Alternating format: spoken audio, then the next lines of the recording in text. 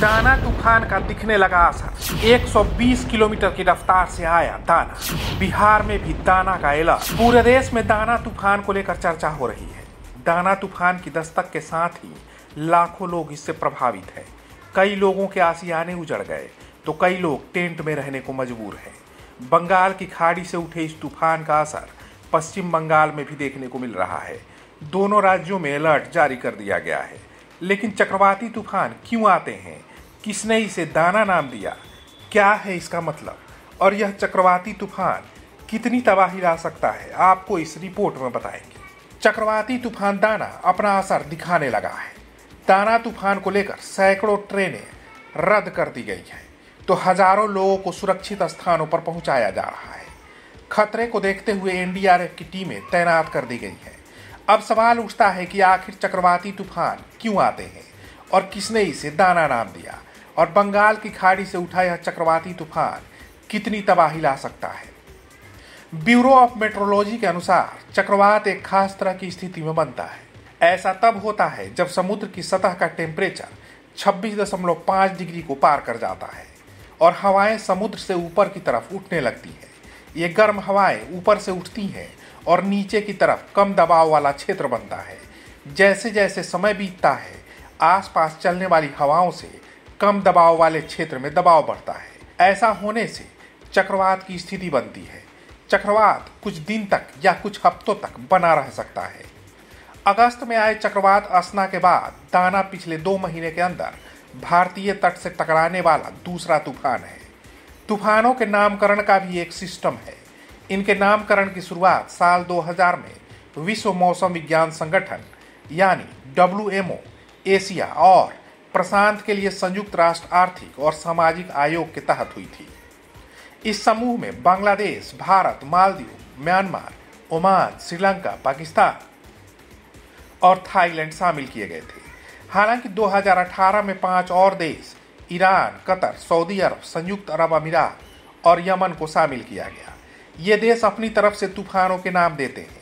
इन देशों ने अपनी अपनी तरफ से तूफानों के नाम प्रस्तावित किए हैं। WMO ने देशों द्वारा दिए गए नामों की सूची बना रखी है। यही वजह है कि तूफान आने से पहले तय हो जाता है कि उसका नाम क्या होगा। इस सूची को हर 6 साल में बदला जाता है। वर्तमान में जिस चक्रवाती तूफान दाना की चर्चा है, उस शब्द को अरबी भाषा से लिया गया है। इसका मतलब होता है उदारता। यह नाम कतर की तरफ से दिया गया था। दोनों राज्यों में तूफान का असर अब दिखने लगा है।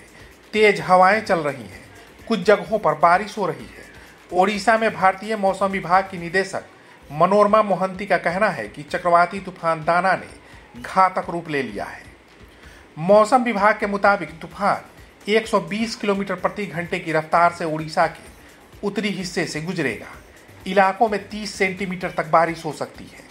तूफान कितनी तबाही मचा सकता है, यह इस बात से समझा जा सकता है कि ओडिशा के 14 जिलों से 10 लाख लोगों को एक से दूसरी जगह पर भेजा गया है। दाना का असर सिर्फ ओडिशा और पश्चिम बंगाल तक ही सीमित नहीं रहेगा।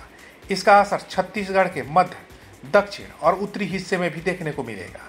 कई इलाकों में तेज हवाएं चलेंगी और बारिश होगी। Odisha disaster relief force Odisha ने नेशनल डिजास्टर रिलीफ फोर्स और फायर ब्रिगेड की 288 टीमों की तैनाती की गई है। राज्य के 14 जिलों में स्कूल कॉलेज बंद रहेंगे। सरकारी कर्मचारियों की छुट्टियां रद्द कर दी गई हैं और ओडिशा हाई कोर्ट भी बंद रहेगा। वहीं इसका असर बिहार में भी देखने को मिलेगा। मौसम विभाग ने जमुई, बांका, शेखपुरा, नवादा और लखीसराय जिलों समेत कई जिलों में 2 दिनों के लिए बारिश का येलो अलर्ट जारी किया है। विभाग के अनुसार इन जिलों में गरज के साथ बिजली गिरने और भारी बारिश होने की संभावना है। इसके साथ ही तेज हवाएं भी चल सकती हैं, जिनकी रफ्तार 40 किलोमीटर प्रति घंटा तक हो सकती है। 26 अक्टूबर तक इन जिलों में कई स्थानों पर बारिश की संभावना है।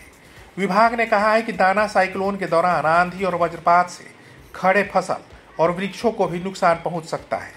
साथ ही झुग्गी झोपड़ी, टीन और कच्चे मकानों को नुकसान पहुंच सकता है। मौसम विभाग ने लोगों से अपील की है कि बारिश के दौरान बिजली चमकने या गड़गड़ाहट की आवाज सुनाई देने पर लोग पक्के घरों में शरण लें। उन्होंने किसानों से अपील करते हुए कहा है कि खराब मौसम के दौरान कृषि कार्य को स्थगित कर दें।